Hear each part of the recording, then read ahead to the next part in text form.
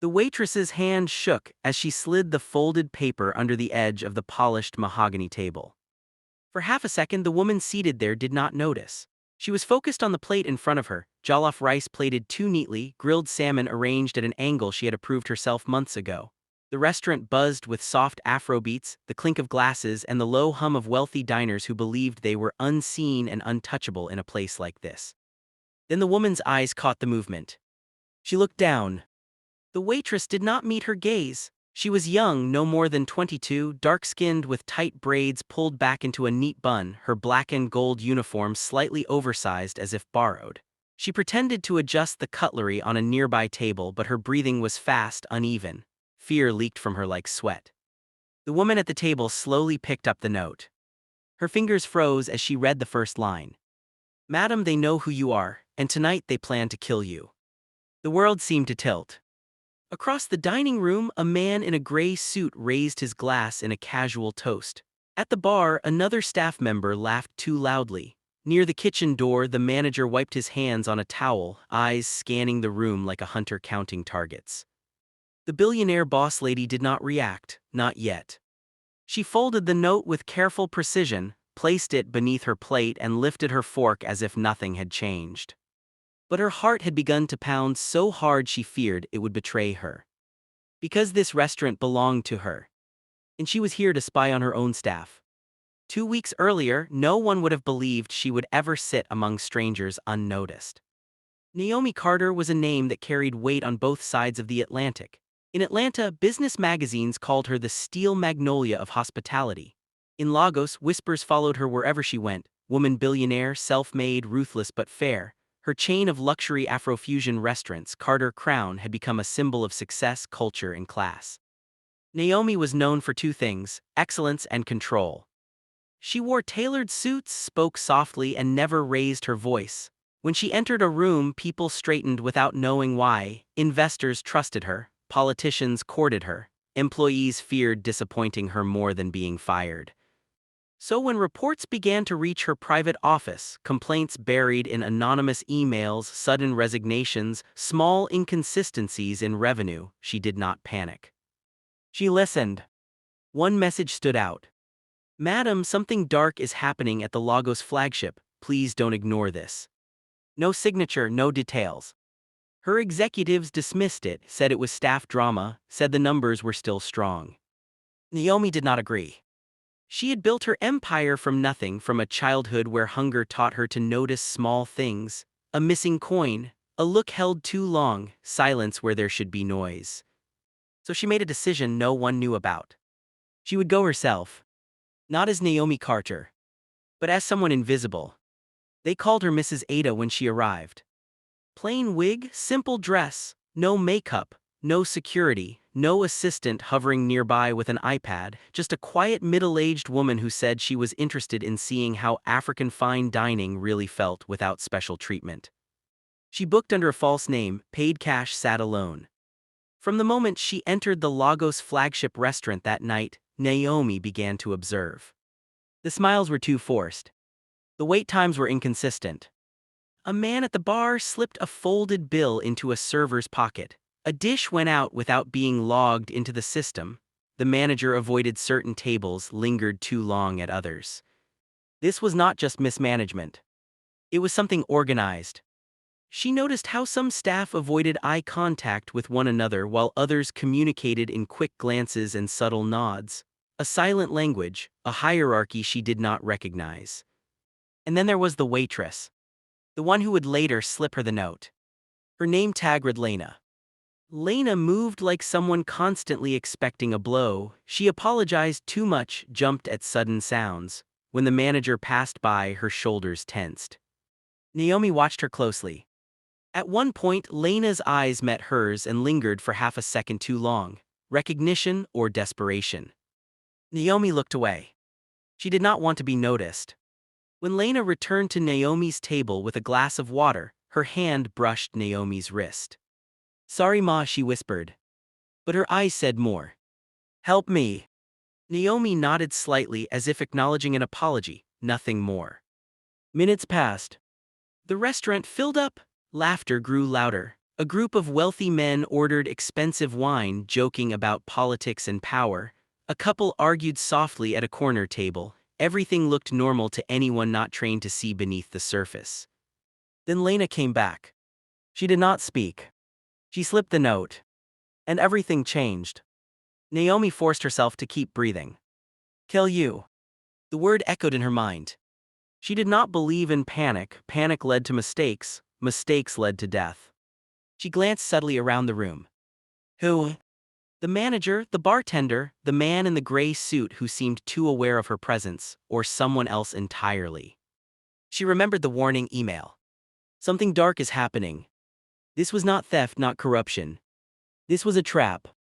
Naomi lifted her glass and took a slow sip, buying herself time.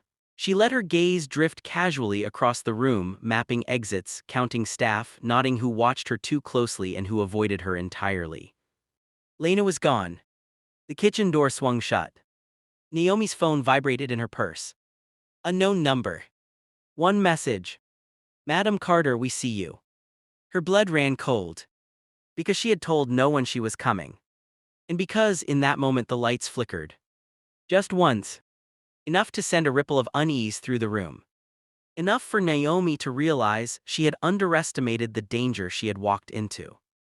She slowly stood, adjusting her plain dress, forcing a polite smile as if she were just another satisfied customer heading to the restroom. But as she took her first step, the manager blocked her path. Madam, he said softly, smiling without warmth, there's someone in the back who would like a word with you. His hand tightened on the towel. Naomi looked at him. And for the first time that night, fear and fury burned together in her eyes. Because she knew this was no longer about spying. It was about survival. And somewhere behind those kitchen doors, someone was waiting, someone who knew exactly who she was. The question was why, and whether she would walk out alive. Naomi did not answer the manager immediately. She had learned long ago that silence could be more powerful than words. Silence made people uncomfortable. It made them reveal themselves. The manager's smile twitched. Madam, he repeated, lowering his voice, it won't take long. Naomi met his eyes. They were calm, almost polite, but too alert, not the eyes of a man running a restaurant, the eyes of a man guarding something. I'm just going to the restroom, Naomi said evenly. The manager stepped aside, still smiling, of course. But as she walked past him, she felt it, the shift. Two waiters subtly changed positions. The bartender stopped wiping glasses. The man in the gray suit turned in his chair, his reflection catching hers in the mirror behind the bar. She was being watched. Naomi entered the restroom and locked herself into the furthest stall. Her hands were steady as she pulled out her phone, but her mind moved fast. No signal jammer, network still active. She typed one message to the only person who might act without questions, her head of global security. If I don't call in 30 minutes, something is wrong. Lagos flagship, do not alert local management. Send. She tucked the phone away and closed her eyes for a brief second. She thought of her mother who used to say, if you walk into danger with open eyes, don't close them when the truth appears. Naomi opened her eyes again. Time to see how deep this went. When she returned to the dining area, the manager was waiting, as expected. This way, madam.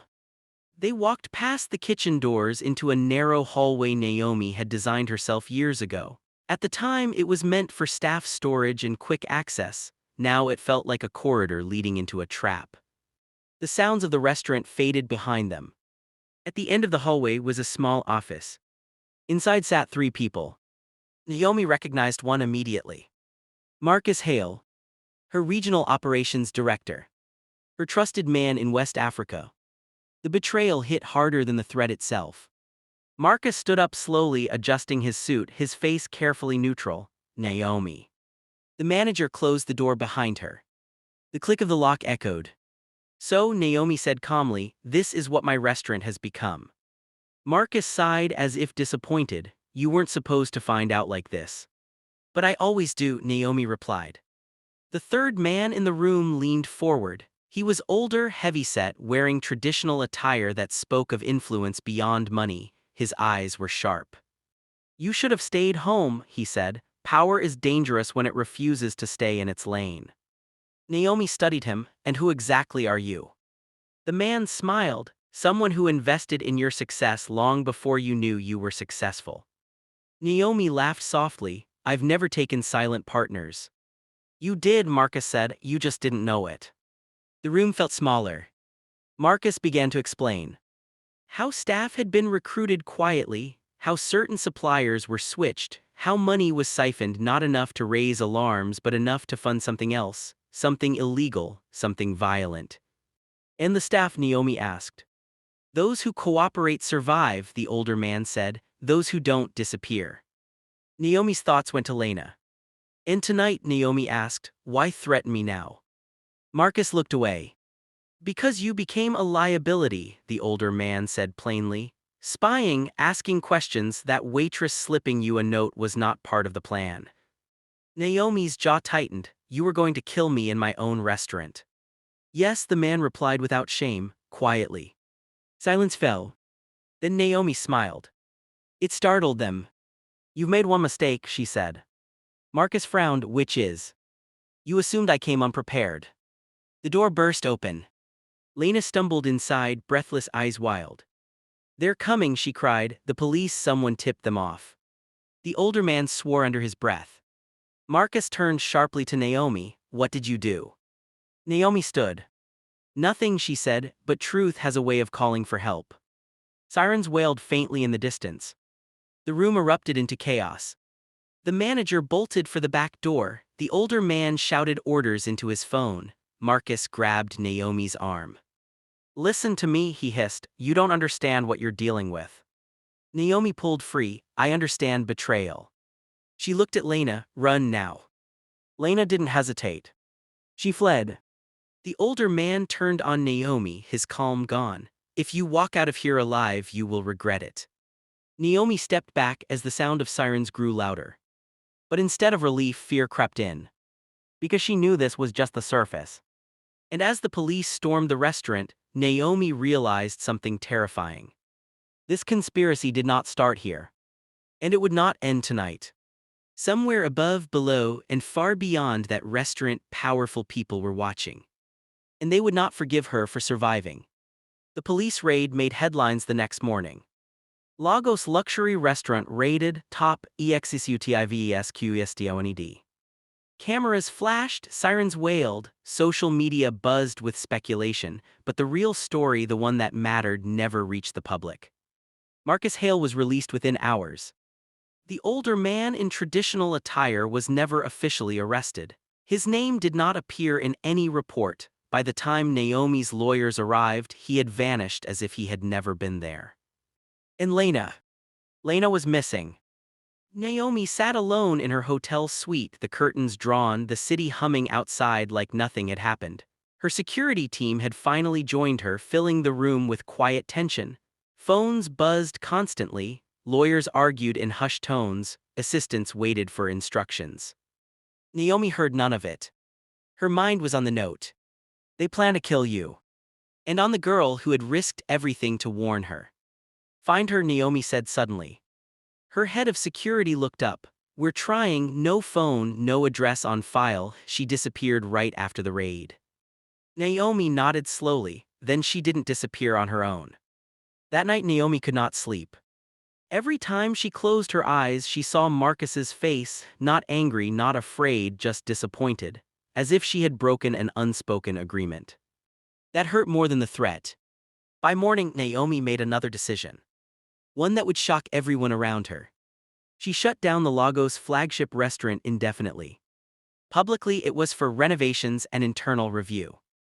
Privately, it was a warning. If someone wanted her attention, they had it now. 3 days later, Naomi received a package. No return address. No postage marks. Just her name written carefully. Inside was a phone. Old, cheap, the kind used by people who did not want to be traced. It rang the moment she picked it up. Naomi answered without hesitation. Madam, a shaky voice whispered. Lena. Naomi closed her eyes in relief. Where are you? I don't know, Lena said. They moved me twice. I escaped when there was fighting. Are you safe? Naomi asked. A pause. I don't think anyone is safe, Lena replied, but I couldn't stay silent anymore. Naomi's voice softened. You did the right thing. Lena laughed bitterly. They killed my brother for doing the right thing. Naomi's breath caught. He worked here, Lena continued. Kitchen staff. He refused to help them move packages through the back entrance. They said it was food supplies. It was. When he threatened to report it, he died in a hit and run. Silence filled the line. That's why you warned me, Naomi said quietly. Yes, Lena replied, because you were next. Naomi's grip tightened on the phone. Then listen to me carefully. I will protect you, but you have to tell me everything. Lena hesitated. If I talk, they will come for you again. They already are, Naomi said. This time we meet them head-on.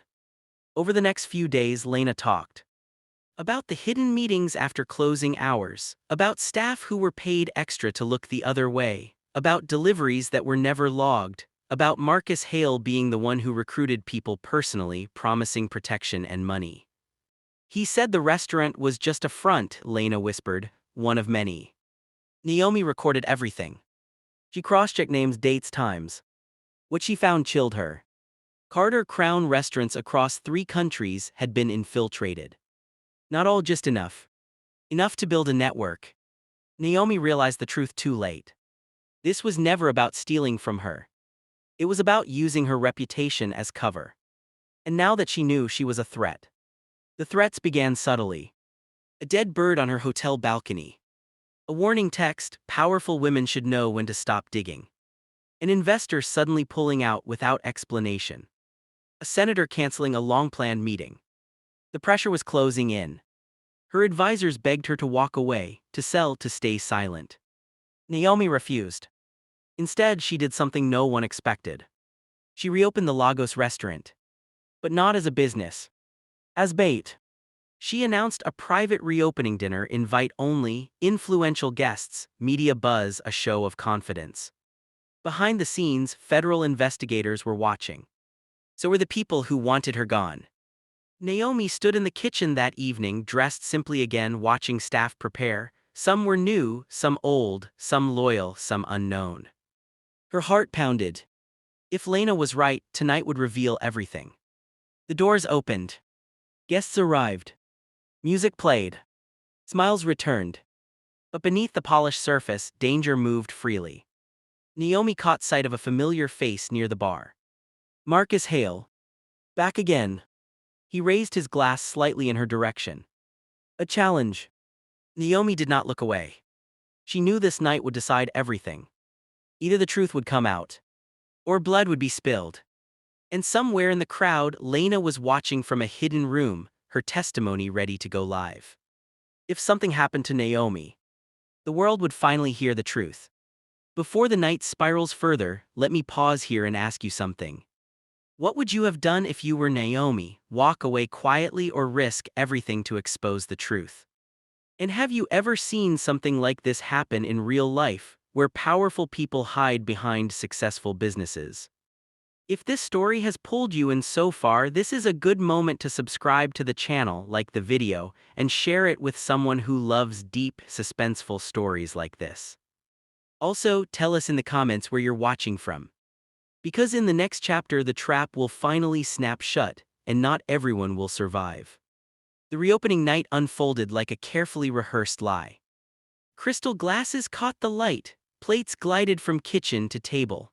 Laughter rose and fell in smooth waves, and to anyone watching from the outside, Carter Crown Lagos looked reborn, stronger, brighter, untouchable. Naomi stood near the back, partially hidden by a pillar, watching everything. She wore a simple black dress, no jewelry, her hair pulled back tight. To most guests, she was just another senior staff member overseeing operations. To those who knew her well, she was a woman standing in the eye of a storm she had deliberately walked into. Marcus Hale moved easily through the room, shaking hands, smiling, playing the role he had perfected. He looked relaxed, too relaxed for a man who had nearly been exposed. That alone told Naomi something important. He believed he still had control. In the kitchen, Naomi's head of security murmured updates through a discreet earpiece. No weapons detected so far, 2 unregistered phones active in the dining area, 1 signal coming from the storage corridor. Naomi's jaw tightened. The storage corridor. Exactly where Lena said the unlogged deliveries passed through. Keep watching, Naomi whispered. In the private upstairs room, Lena sat stiffly in front of a laptop flanked by 2 investigators. Her face was pale but her eyes were sharp. Every sound downstairs made her flinch. They won't stop, Lena said quietly. If they feel cornered, they become dangerous. Naomi's voice came through the secure line. You've already done the hardest part, just stay focused. Downstairs, a waiter stumbled, spilling a tray of drinks near Marcus. Glass shattered. The music faltered for half a second. Marcus laughed loudly, waving it off, but his eyes flicked toward the kitchen door. A signal. Naomi followed his gaze. 2 men she did not recognize slipped through the corridor entrance dressed as maintenance staff. Their movements were too precise, too purposeful. Her pulse quickened. This was it. Naomi stepped forward, deliberately entering Marcus's line of sight. Their eyes met. For the briefest moment, something unreadable crossed his face, surprise, then admiration.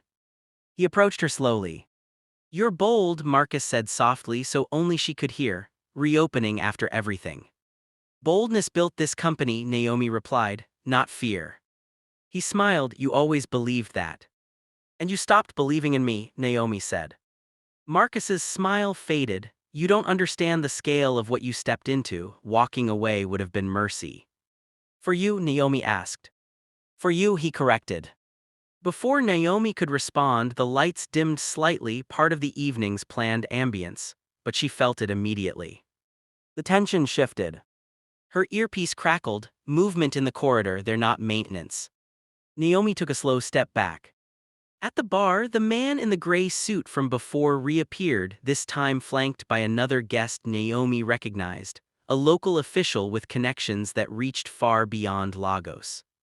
So this was the real gathering. Not a dinner. A negotiation. Marcus leaned closer. If you leave now quietly, we can still make this disappear. Naomi looked around the room at the guests laughing, unaware, at the staff pretending not to see, at the cameras hidden in plain sight. I already chose, she said. Marcus straightened. That was when the shouting started.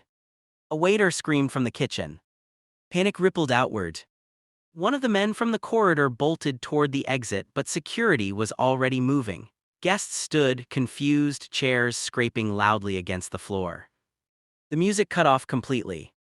Naomi raised her voice, calm but commanding. Everyone, please remain seated. There has been a misunderstanding. Marcus stared at her. You planned this. Yes, Naomi said, and you walked right into it. Sirens wailed outside. Too soon. Naomi's heart sank. The investigators were not supposed to move yet. Her earpiece buzzed. We've got a problem, someone tipped them off early.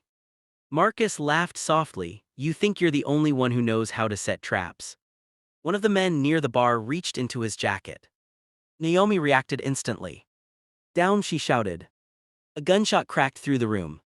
Screams erupted, guests dropped to the floor, plates shattered, chaos replaced elegance in a heartbeat. Security tackled the gunman, but not before a second shot rang out. Upstairs, Lena clutched the table as the sound echoed through the building. She's going to die, she whispered. Investigators scrambled. Downstairs, Naomi crouched behind a table, her breath sharp, her mind racing. This had gone further than she planned. This was no longer exposure. This was war. Through the haze, she saw Marcus standing frozen, shock etched across his face. Blood pooled on the white floor near the bar. Someone was down. Naomi did not know who yet. Police burst through the entrance moments later, weapons drawn, shouting orders. The restaurant became a maze of flashing lights, raised hands, and terrified voices. As officers dragged suspects away, Naomi stood slowly, her dress stained with spilled wine and something darker.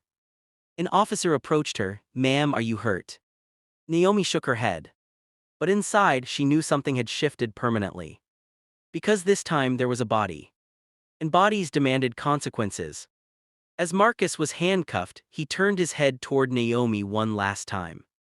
You've started something you can't finish, he said quietly. Naomi met his gaze unflinching. We'll see. Upstairs, Lena watched as paramedics rushed past the window. She swallowed hard, because she knew this wasn't over. Not even close. The people behind this would not forgive exposure. And the next move would not be subtle at all. The restaurant did not reopen after that night. Yellow tape sealed its glass doors, police vans lingered outside for days, news outlets called it a violent disruption, careful with their words, vague about names, quiet about motives. But behind closed doors, everything was exploding. Naomi sat in a secure conference room 2 floors beneath her hotel, staring at a wall of screens.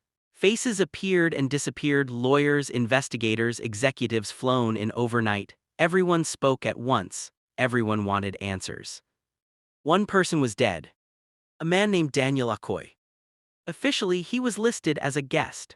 Unofficially, Naomi now knew he was an enforcer, someone whose job was to scare, silence, and when necessary, kill. He had been shot by one of his own men in the confusion. That fact alone had fractured the network. Because fear was their glue.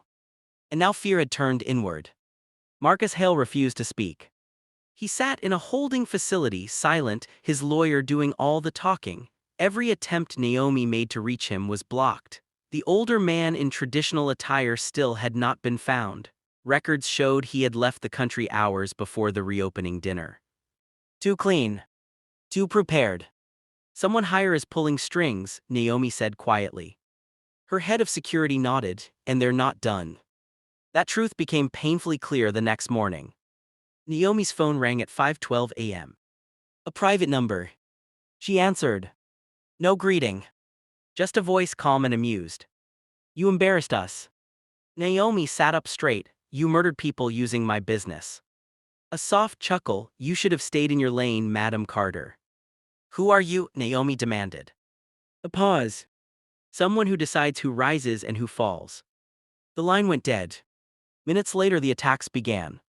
A lawsuit filed in 3 countries simultaneously. A sudden freeze on international accounts, temporary but damaging. A smear campaign online questioning Naomi's ethics, her past, her mental stability. Investors panicked. Employees whispered. The empire she had built brick by brick began to shake. Naomi did not break. Instead, she did something unexpected. She went to see Lena. Lena was hidden in a safe house on the outskirts of the city, guarded day and night. When Naomi arrived, Lena stiffened, unsure how to behave around the woman whose life she had almost shattered. Naomi sat across from her, no assistants, no guards in the room. Look at me, Naomi said gently. Lena did. You didn't ruin my life, Naomi continued. You saved it, and you might save many others. Lena swallowed. They'll kill me if this goes public. They already tried, Naomi said. That's why we don't stop halfway. Lena's hands trembled. My brother thought one honest person could change things. Naomi leaned forward. He was right, but honesty alone is not enough, it needs protection. Naomi placed a folder on the table. Inside were documents, timelines, bank records. And this, Naomi said, sliding a flash drive forward, is your voice, recorded, verified, ready. Lena stared at it. You want me to testify? Yes, Naomi said, but not alone. That night, Naomi contacted a journalist. Not just any journalist. A woman known for breaking stories that governments buried. The condition was simple. The full truth. No edits. No silence. The story broke 1 week later. It shook everything. Restaurants as fronts, executives as recruiters, politicians as protectors, a network that stretched beyond borders. Hiding behind respectability. Names were named. Faces were shown. Lena's testimony, blurred but unmistakable, became the heart of it all. The public reacted with fury. Protests erupted. Authorities who had stayed silent were forced to move. Marcus Hale finally spoke. He traded information for protection. And what he revealed was worse than Naomi imagined. The Lagos operation was just one branch. There were others. And the person at the top. Someone Naomi had once trusted. Someone who had helped her secure her first major expansion loan years ago. someone who smiled beside her in old photos. The realization hit her like a physical blow. The enemy was not outside her circle. They had been inside it all along. As arrests multiplied and borders closed, Naomi stood alone in her office, looking at the city lights. She had won one battle. But the war had only just revealed its true face. And soon, she would have to choose between protecting her empire or tearing it down completely to end the corruption once and for all. The name sat on the screen like a curse. Elliot Grayson. Naomi read it again, as if repetition might change reality. Elliot was not just an investor. He had been her early believer, the man who shook her hand when banks laughed at her projections, the one who said, "I see something rare in you." His firm had helped her expand into 3 countries. His advice had shaped entire strategies. And now, according to Marcus's confession and the documents pulled from hidden accounts, Elliot Grayson sat at the top of the network. Naomi felt something twist inside her chest, not grief, not anger alone, but a deep, unsettling clarity. Betrayal always made sense in hindsight. She remembered how Elliot had insisted on certain local partners, how he had brushed off small irregularities as the cost of doing business, how he had once warned her, smiling, powerful systems don't like disruption. Now she understood what he had meant. "Are we sure?" Naomi asked her legal counsel, though she already knew the answer. The woman nodded grimly. "Multiple sources, financial trails, Marcus confirmed it. If we move against him, this goes nuclear." Naomi leaned back in her chair. Nuclear meant everything she had built could burn. Her brand, her employees, thousands of livelihoods. Elliot Grayson was not just powerful, he was protected by politicians, by donors, by silence. Exposing him would mean war on a scale she could not fully control. And he knew it. Her phone rang. She did not need to look at the screen. "Naomi," Elliot's voice said warmly, as if calling an old friend, "you've been busy." "You tried to kill me," Naomi replied calmly. A pause, then a sigh. "You walked into something bigger than you. I tried to keep you insulated." "You used my company to destroy lives," Naomi said, "including a young man who refused to be corrupt." Another pause, this one longer. "Business requires sacrifices," Elliot said finally. "You know that." Naomi closed her eyes. "You taught me that power reveals who people really are," she said. "I'm listening now." Elliot's tone hardened. "If you release anything linking me to this, you will lose everything. Investors will run, governments will turn, your employees will suffer." Naomi opened her eyes. "And if I stay silent?" "You live," Elliot said simply. The line went dead. Naomi sat still long after the call ended. She thought of Lena's brother, of the dead man on the restaurant floor, of the staff who had lived in fear, of herself nearly killed in a place she built with love and pride. She stood. "Prepare the files," she said, "all of them." Her team froze. "This will destroy Carter Crown," one executive said softly. Naomi looked at him. "Then we rebuild it clean or we let it die honest." The emergency board meeting was held under heavy security. Faces on screens from different countries, some angry, some afraid, some calculating. Naomi did not waste time. She laid everything out. The network, the names, the recordings, the financial trails, Elliot Grayson's role. Gasps filled the room. "You can't prove this without destroying us," one board member said. Naomi nodded. "I know." Silence stretched. Then one voice spoke. "We stand with you." Another followed. Then another. "Not all. But enough." That night Naomi authorized the release. The final piece. Elliot Grayson's recorded call. Unedited. Unprotected. The world erupted.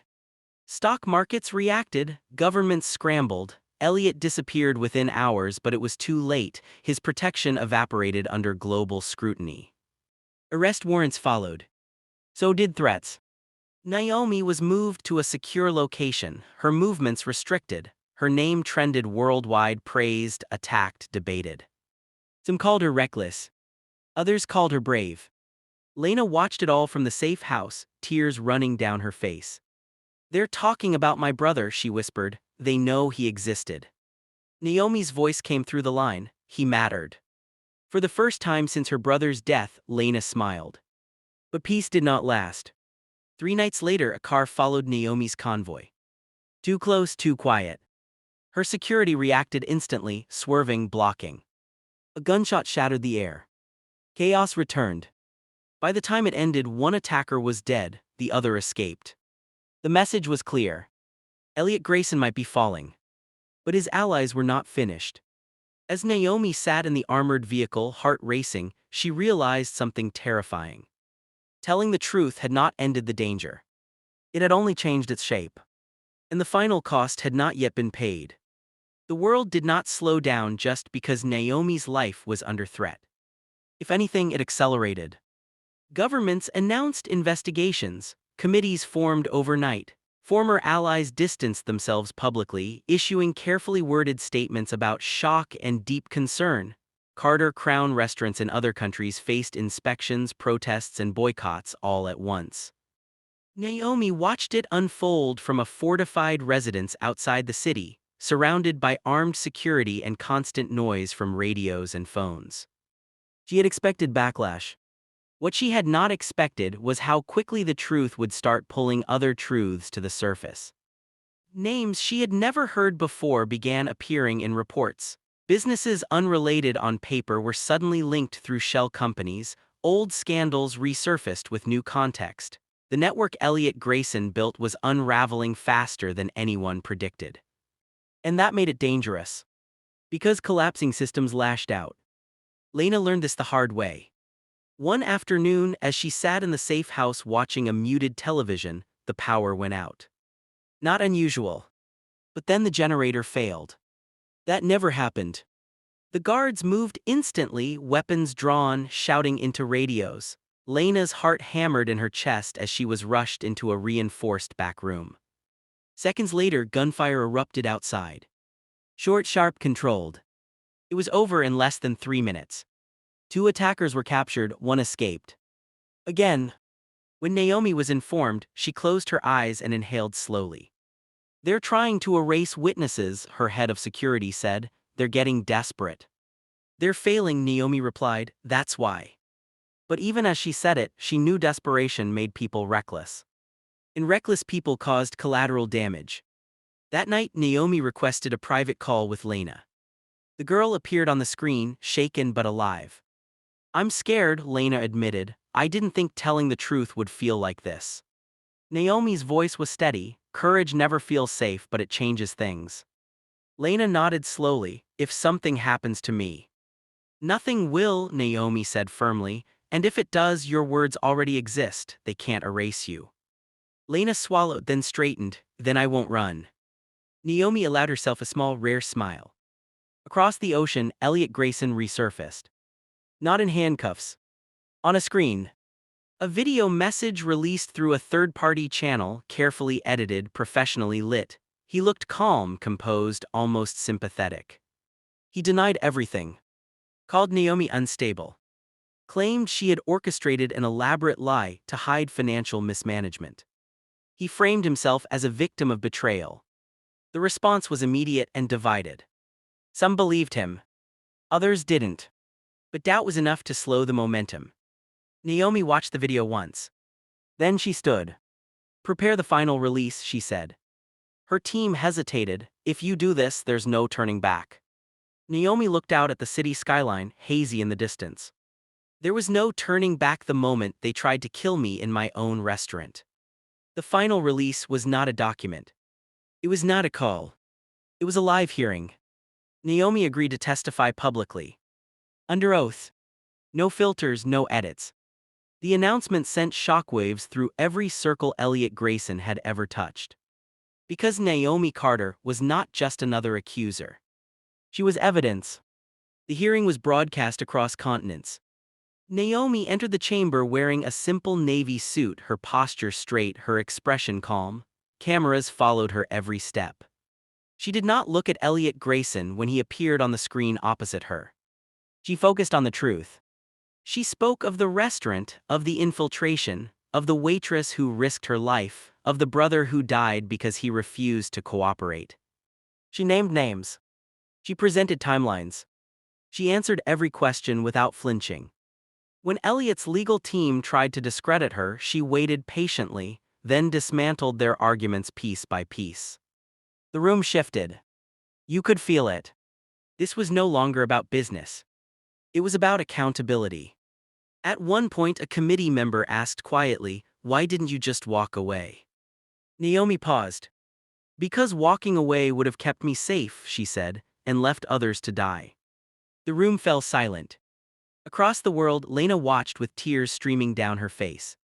For the first time since her brother's death, she felt seen. But as the hearing ended and Naomi rose to leave, her head of security leaned in close. "There's chatter," he murmured. "Someone is planning one last move." Naomi did not slow. "Then they're running out of time," she said. Outside, reporters shouted questions. Inside, somewhere unseen, someone was deciding whether to strike again. And as Naomi stepped into the waiting vehicle, one truth settled heavily in her chest. This was the final stretch. The last attempt came quietly.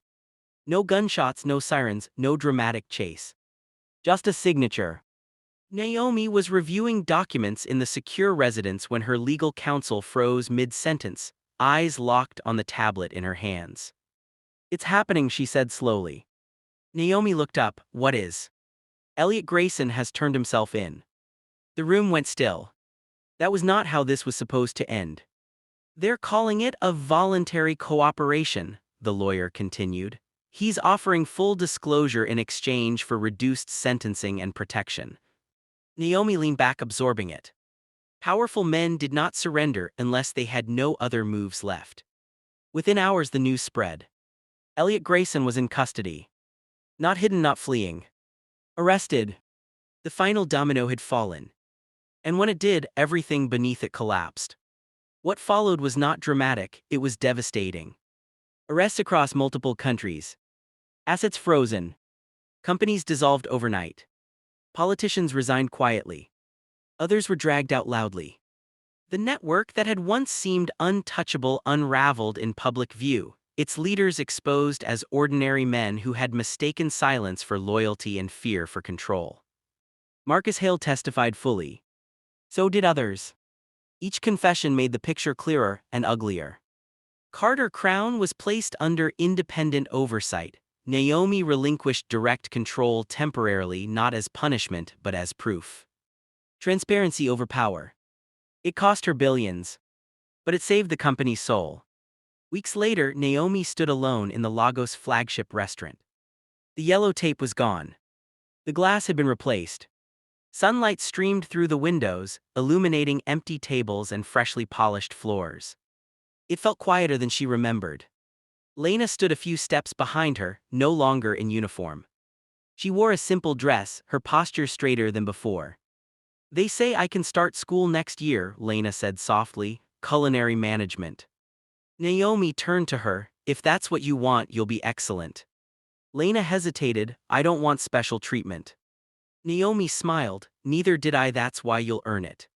They walked together through the dining room. At the spot near the bar, Lena slowed. "That's where he fell," she said. Naomi nodded. "We'll put a plaque," Naomi said, "not with his name as a victim but as a reminder." "A reminder of what?" Lena asked. Naomi looked around the room, the place that had nearly ended her life and ultimately changed it.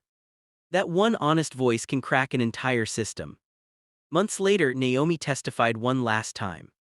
This time not against anyone, but for change. New laws passed quietly, oversight tightened, whistleblower protections expanded. Not perfect, but better.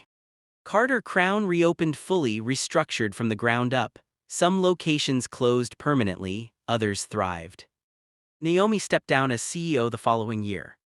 She shocked everyone again. In interviews, she explained simply, leadership is not about holding power forever. It's about knowing when your presence no longer serves the mission. She remained the largest shareholder and the most watched woman in the room. On a quiet evening, Naomi received a letter. Handwritten. From Lena. "I cooked my first full menu today. No fear, no hiding, just pride. Thank you for not walking away." Naomi folded the letter carefully and placed it in her desk drawer beside the note that had started it all. "They know who you are." She smiled faintly. They always would. But now so would the world.